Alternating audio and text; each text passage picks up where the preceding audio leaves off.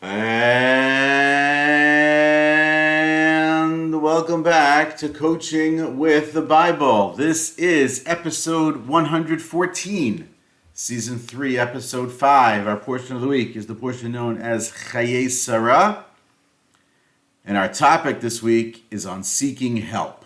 The portion of Chayei Sara deals with the story of the death of the matriarch Sara in the aftermath of the binding of Isaac. It also deals with the story of Abraham's servant seeking out a spouse, a wife for Isaac. It's good to be home. It's good to be able to share this podcast with you this week. There's a lot going on, a lot to think about, a lot to work on, a lot to study. And our topic this week on seeking help, I want to begin with an essay I wrote in the 8th grade, embarrassingly so. And when I was sort of thinking this through as a topic, I don't know how I remembered it, but I remembered writing a very small, minuscule, very tiny, 2-paragraph essay on the word help. And how do I remember it? Somehow it ended up in the yearbook, in the 8th grade yearbook. There's a lot of actual good literature. Some of my friends and classmates could actually write even in the 8th grade. I was not one of them, but somehow this ended up in there. So shout out to Mrs. Zelenitz. Those of you listening who went to school with me or went to the same school know who I'm talking about. She was the 8th grade English teacher. I'm sure I did it at her I wouldn't say request, it's probably an understatement. It probably was an assignment, a homework, a project that I had to have done. For sure, I would not have written anything, let alone put it in the yearbook, had I known it was going to end up in the yearbook. My only connection to the yearbook at the time was that I somehow ended up being the editor of the sports section of the yearbook, which I think makes a lot of sense. But more than that, I don't think I had much to do. But therein is this little piece. And at some point, somewhere along the line, also, I remember someone saying they saw it and read it, and I was thoroughly embarrassed. But hey, what are you going to do? The things we write, the things we say, the things we do when we're young, they are there. They don't go away, even in a yearbook from the year 1989. But the topic of seeking help is significant. We talked in the past about asking, how to make an ask. We'll sort of delve into that a little bit here today. But the idea of asking or seeking help is really crucial what we're going through in terms of the stories in the Bible. In this week's portion, as I mentioned, there are 2 stories. And really, this is a theme that is overarching over a period of time, which I think is larger than just simply asking for help or providing help. It goes deep into the concepts of generosity and when it is that we're generous and how it is that we're generous. And I hope soon to have the opportunity to talk about generosity as a skill, the benefits of generosity. But here in this week, specifically about seeking help. I'm often struck by the beginning of the story of Abraham seeking a spouse for his son Isaac with a very simple thing, that Abraham doesn't do it himself. He is old, the Bible tells us as such. We can work backwards on the math and figure out how old he is ultimately at this point. He's somewhere near 140 years old, probably around 137 years old at this point. He's not a youngster. At the same time, we all know, and you certainly know from me, how much I hold Abraham in such high regard that it surprises me to some degree that Abraham seeks help in finding a spouse for Isaac and doesn't take care of it directly on his own. In the past, we talked about asking for advice. So we sought out the advice of his friends a couple of weeks ago. We talked about that. But when it came to situations of arguing on behalf of the people of Sodom, he does it himself. When it's the story of the binding of Isaac, he obviously goes himself. It's a commandment to him. There's no commandment here, I understand, but it still surprises me to some degree. And so I thought about it a lot, trying to come up with answers. There's a lot of answers that are given as to why Abraham doesn't go. Some of them are very practical. He is elderly. Some of them are more specific in the practical sense that if Isaac himself is not going to go, as we learn from the text, then Abraham doesn't want to leave him alone here after his mother has just passed away. And so send the servant, stay at home. There's a lot of concern from the commentaries that Abraham is closing in on passing away. It happens to be that ultimately not true. There is an extended period of time still available in his life, years, where he's still around. And so, but it seems to be that having finished the binding of Isaac, having lost Sarah, and now this moment, there's a sense that he is closing in on the end. But I'm still often struck by the idea that he seeks help. And it's not even a question. He goes right to his right-hand man, Eliezer, his servant, who's been with him for an extended period of time. He makes him swear and he sends him off. He asks him to do this thing for him. Eliezer then goes, and when he's there, Eliezer also then uses a test of asking for help for water as the method by which he's going to seek out this person to be Isaac's wife. And if their response to his seeking help is a specific kind, then he knows that that's the person. Later on in the Bible, we'll get more situations of people seeking help or not seeking help. And so I thought that was very interesting to me. There's a concept in Jewish law about sending a messenger, that when you send a messenger, it's like sending yourself. Okay, there's certainly no question that the servant is going on the behest and at the request and in the place of Abraham. There's no question that that's true. Now, why that's true, I don't exactly know. Or why the Bible specifically is telling us that this way, I also am not sure why that is the case. It's a very extended story. We talked about it a couple of years ago. We talked about the loyalty of the servant to the master and the concept of loyalty. But it's fascinating to sort of go through it in the great depth that the Bible does to learn a lot of lessons from it. But asking for help is, I think, enormously difficult for us.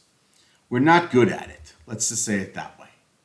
There's something about asking for help which we struggle with, right? Why?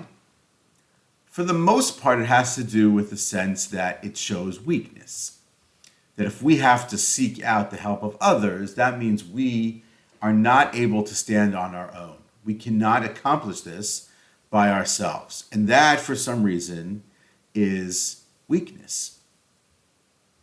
And it may be from, our earliest days as children, when we're at home playing, or when we're in school, in the early days of school, sort of we only sought out help when we sort of reached the edges of our capacity to do anything. But even in those spaces, you'll find kids, and I think I was one of them, who did not like to ask for help. I still struggle with the idea in situations of asking people for help. I definitely have that feeling that asking people to help me out with something is a sign of weakness. I always share my stuff here with you in Coaching with the Bible, because I'm always a work in progress, and this is certainly something I'm working on too. And also I saw a devastating quote from our teacher and master right here in Coaching with the Bible, Brene Brown, with respect to asking help and providing help and how that sort of goes. And here's that quote, and this is why it's so powerful. She said, "When you cannot accept and ask for help without self-judgment, then when you offer other people help, you're always doing so with judgment." Again, when you cannot accept and ask for help without self-judgment, then when you offer other people help, you are always doing so with judgment. It's rather than simply just person asks you for help, you help them. When you sort of couch it in the space of when I'm asking for help, X and Y and Z is going through my mind in that space, then it's always coming from a space of self-judgment. And in many cases, she doesn't say this, but I maybe think this is an extension, then you're judging the other person who's asking you for help. And we don't like to be judged. We certainly shouldn't like judging other people, but that's sort of what's going on. And then the generosity level of your providing of that help is actually diminished. And so when we think about why it is that we don't like help, there's a book called, there's an author named Wayne Baker who wrote a book called All You Have to Do Is Ask. And he talks about why we don't like to ask. We're too self-reliant. We don't want to appear weak, ignorant, or incompetent. We lack what's called psychological safety. Maybe the situation, the circumstance that we're in doesn't provide us with the feeling of feeling comfortable making an ask. There's certainly environments like that, work environments like that for sure, where asking others for help is a sign of weakness. The fourth thing he says is we assume that there's no one who can help us. Like, so when we're sitting and we're sort of festering inside our problem without a solution, so it's hard for us, A, to imagine that there's someone out there who can help us, and B, who that person might actually be. He also says that we may feel like we don't deserve to be helped. We haven't earned the privilege of making a request. In some cases, that's true. Certainly, if we're new to a position or we're new to an environment, and maybe we don't feel like we have the right to ask, when the truth is the opposite is probably true. And then, of course, we don't want to appear selfish. We don't want to appear selfish. I would add that we don't want to also feel like we're in a space where someone owes us a favor of some variety. And like, there's so many reasons then as to why it is that we don't ask. And so we have to then be smarter and appreciate that we have to live into the space of help, of seeking help. The piece I wrote in 8th grade was about if the English language didn't have the word help, what would you say? It's such a powerful word. It's such an important word. What would you say instead? The example I gave in that little article was if someone's drowning, God forbid, in a river somewhere, and they had to yell out something to get someone to come save them, and they couldn't use the word help, like, what would they say? And so in that moment, it's easy for us to obviously yell something, or in a case where it's God forbid, it's a life situation, so perhaps a life-saving situation. So then in those cases, we are more, let's say, comfortable, more able to overcome our discomfort around it and ask for help. But we have to appreciate the following thing, which is this. Help is actually a sign of strength. Help is actually a sign of wanting to win. Help is a sign of our willingness to be open. Help is a sign of our willingness to be vulnerable. Help is also a sign of courage, and help is a sign of our humility. All those things can be true at the same time, and they are. There's a great quote from someone named Les Brown, who I've quoted before in Coaching with the Bible. Les Brown is a motivational speaker, super interesting man. And he said, ask for help, not because you are weak, but because you want to remain strong. Meaning that you care. When you're asking for help, you care. It's not like you just want to waste someone's time. You actually care. You want to get something done. You want to get something accomplished. You want to move forward. You want to complete a goal. And so, being focused on that success, you appreciate that you can't get there alone and that you need help. You need a teammate. You need an assist. You need someone who's going to jump in there and be there with you. And those things are all true, and they're all true at the same time. But it's important to us to also appreciate how to ask in a work environment, in a life environment. How do we make that ask? How do we put that ask out there for help? Again, we talked last year about asking, specifically I was just talking about asking for anything in the context of the work that I do on a day-to-day. It's about asking for money, right? Asking for donations. It's also asking people for time and volunteering. It's also asking people to take on roles that they're not comfortable with. And so it's important that we get a sense of understanding of how to ask, what to ask, and when to ask. And so probably we should practice. Practice asking for help. It sounds bizarre, but let's practice asking for help. So the first thing to think of is, and this comes again from Wayne Baker, is getting some clarity around what you're asking. So he says the following, try this. I'm currently working on blank, and I could use help to blank. So fill in those two blanks. I'm working on X, and I could use help to Y. That allows you to get real clarity about what it is that you're doing and what exactly it is that you need. Or say it slightly differently. I'm struggling to X, and I could really benefit from Y. It's a very practical way of sort of going about it. But it's not enough. Another article that I read earlier in preparation for this in Psychology Today, we have to appreciate that we have to do our homework first. And so certainly in a work environment, we can't simply just ask someone every ridiculous question that comes to our mind. It's important that when we make an ask of someone else and we're asking for their help because we can't get something done, that we show them that we tried first or that we thought about a couple of possible solutions and sought them out after having done that. So if it's a silly question that could take me 5 seconds on Google, right, to just do a basic search of what something means or how to do something basic, so probably we should do that first. But if it's more complex than that, or requires a skill set that we know we don't have, so then, great. Now we're going to make an ask. Where do we start? Who do we start with? So probably in the work environment, in certain environments, we want to start at the top. We're not going to go ask the president to do a minor thing for us. But maybe we're going to ask sort of a horizontal colleague, someone who's on our team, right, to help us out first. That might be the easiest. Someone you do work with on a regular basis. There's sort of an exchange there on a regular basis as well.